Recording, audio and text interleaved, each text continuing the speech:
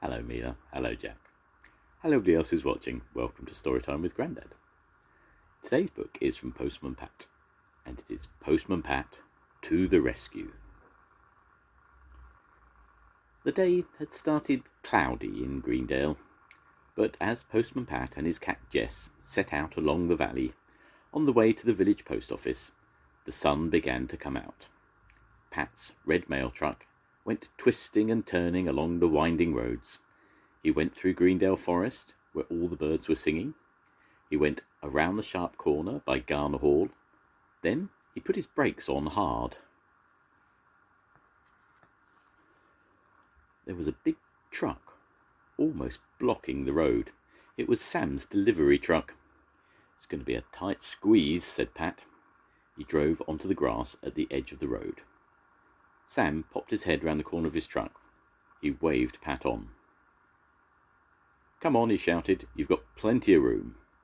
Pat wasn't so sure. He edged slowly alongside Sam's truck. "Left a bit," called Sam. "A bit more. Left, left, right. Straighten up. Keep going. You're okay. Come on, that's it." Pat stopped by Sam's truck and opened his window.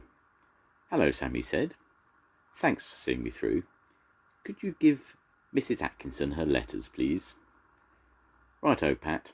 Mind how you go. Cheerio." Sam went off with Mrs. Atkinson's letters and groceries. Pat tried to drive away, but the truck didn't move. "Oh dear," said Pat. Putting his head out of the window, he could see the wheels whizzing round and sinking down into the muddy ground. "I think we're stuck." He revved the engine again, but the wheel just went in deeper. "Now we are stuck. It's all that rain. It's made the ground muddy." Sam came back. "Hello, Pat. Still here?" "Yes, I am," said Pat. "I'm stuck." "Don't worry," said Sam. "I'll give Peter Fogg a shout as I go past. He can tow you out with his tractor." "Thanks, Sam. Cheerio." Pat sat on the wall to wait for Peter Fogg to come. Up on the hillside he could see Alf and Dorothy Thompson busy with their haymaking. He could see the sheep and their lambs running and skipping in the green fields by the river. Peter came at last. Pat was glad to see him. "Hello, Peter," he said. "Can you tow me out, please? My truck's stuck in the mud." "Easy," said Peter. "Sam told me you needed help. I'll just back up." Peter turned his tractor in at a gateway, then backed it up until it was in front of Pat's truck. Then he got his tow rope out. "Now then, just tie it on there," said Peter. "Righto," said Pat, tying the rope to a special bracket under the front bumper. Peter climbed back into the tractor again and started the engine. "Ready?" he called. "Yes, all ready," said Pat. Peter drove slowly forward until the rope was tight. He used more and more power until Pat's truck began to ease out of the mud.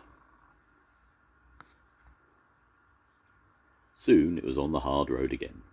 Peter untied the rope. Pat started his engine and waved to Peter. "Bye. Thanks a lot. Cheerio, Pat." Postman Pat was on his way again. When he arrived at the post office, Mrs. Goggins said, "Morning, Pat. You're a bit late today."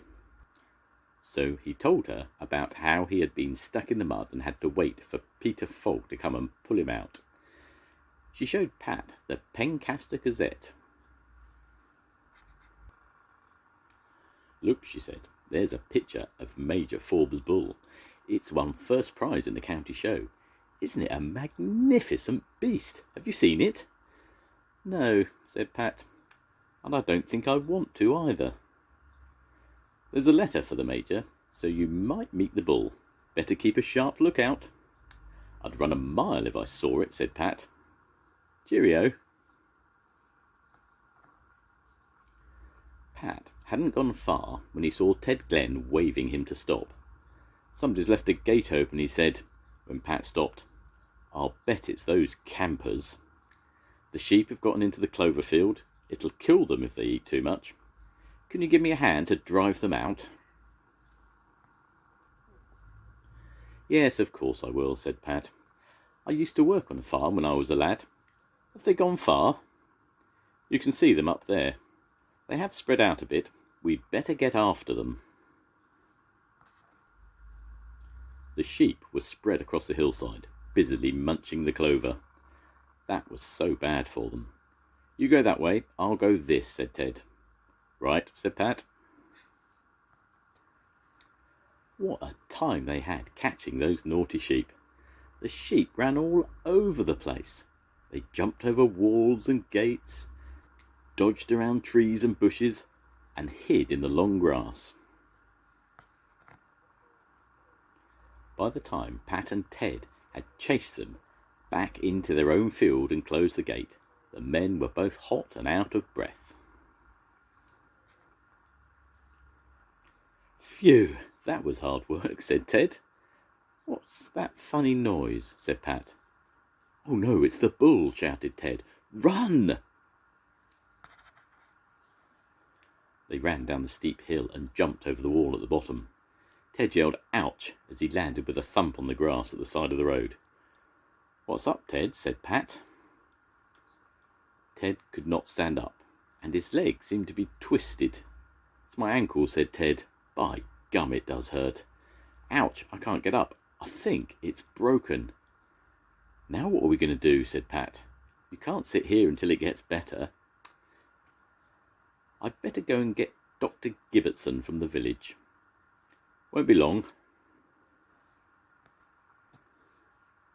Pat drove away in his truck to Dr. Gibbertson's house. He gave the doctor her letters, and then he told her about Ted's broken ankle. "Oh dear, my car's in Pencaster being serviced," said Dr. Gibbertson. "Then I'll take you my truck," said Pat. So Dr. Gibbertson bought her bag and rode in the truck. She sat in Jess's place with Jess on her knee. Ted was glad to see the doctor. She soon bandaged his ankle, with quite a bit of murmuring and groaning from Ted. It wasn't broken, just badly sprained. "Try not to put too much weight on it now," said the doctor. Pat's walking stick came in handy to help Todd hobble to the truck. "Thanks, Pat," said Ted. "You'll have to ride among the letters," said Pat. "Easy now." Ted climbed in the back. Jess rode back again on Dr. Gibbertson's knee. They took the doctor home, then they took Ted home. Ted was glad to get home.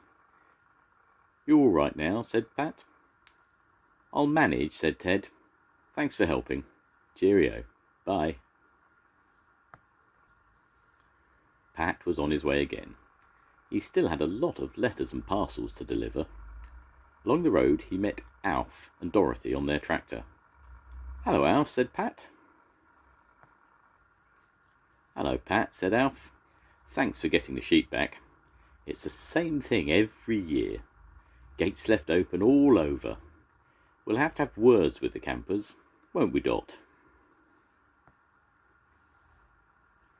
Pat went on his way. What a morning, Jess. Rounding up sheep, dodging a bull, fetching the doctor, and now we're late with all the mail. We'll have to get a move on this afternoon. The end. Goodbye, Mila. Goodbye, Jack. I'll see you soon. Goodbye, everybody. Bye.